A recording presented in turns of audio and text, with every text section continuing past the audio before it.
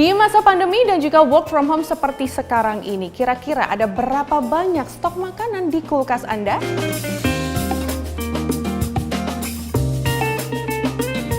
Bicara soal stok makanan, saya ingin kita membicarakannya dalam perspektif yang lebih lebar, yakni ketahanan pangan nasional. Global Food Security Index atau GFSI mencatat status ketahanan pangan Indonesia terus meningkat dari 2015 ke 2019.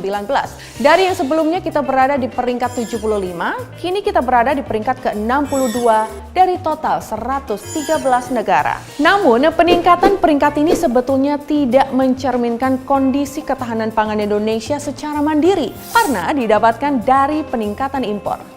Nah, kira-kira bagaimana ya agar ketahanan pangan nasional yang gemah ripah loh jinawi ini tak lagi semu? Kamar Dagang Indonesia atau Kadin menawarkan resep jitu yang dikenal dengan Inclusive Closed Loop System, yakni sebuah sistem kemitraan yang mensinergikan rantai pasok pertanian terintegrasi dari hulu ke hilir. Dalam pola kemitraan ini, petani sebagai tokoh utama akan dihubungkan langsung dengan stakeholder.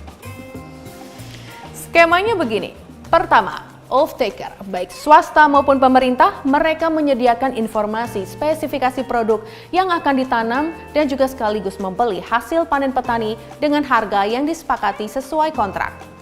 Proses ini disebut off-take agreement atau perjanjian jual-beli jangka panjang. Dukungan penuh pemerintah sangat diperlukan karena tak saja berperan dalam mengkoordinasi para stakeholder seperti pemerintah daerah, BUMN, lembaga pendidikan dan juga swasta, tetapi juga berperan memberikan akses lahan, pembangunan infrastruktur seperti irigasi dan juga akses jalan. Setelah itu, kita masuk pada peran penting koperasi. Organisasi ini bertugas mengkonsolidasikan kelompok tani beserta lahan lokasi kegiatan menjadi hub hasil panen sebelum dikirim ke off-taker.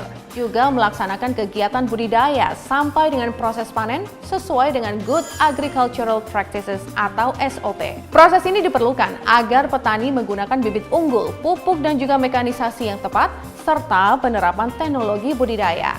Nah, dalam kegiatan pendampingan inilah lembaga pendidikan dan juga stakeholder terlibat dalam pengembangan jejaring untuk menyediakan saprodi, pembiayaan dan juga pemasaran hasil panen. Koperasi tani lalu bekerja sama dengan lembaga keuangan seperti perbankan untuk pendanaan dengan bunga yang menarik. Bukan saja modal, tetapi juga stimulus, fasilitas, bahkan akses keuangan digital. Dari kerjasama ini, lalu muncul asuransi bagi petani guna melindungi mereka dari resiko gagal panen. Lembaga finansial kemudian bekerja sama dengan off-taker guna menjamin kualitas dan pembelian hasil panen.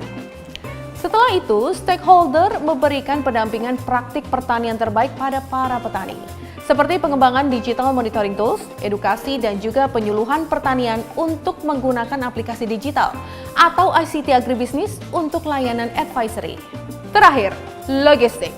Stakeholder akan membantu petani menyediakan fasilitas atau akses distribusi hasil panen mereka sampai ke off-taker seperti pasar, marketplace, bahkan pelelangan. Nah, itulah tadi skema Inclusive Closed Loop System yang diterapkan oleh Kadin.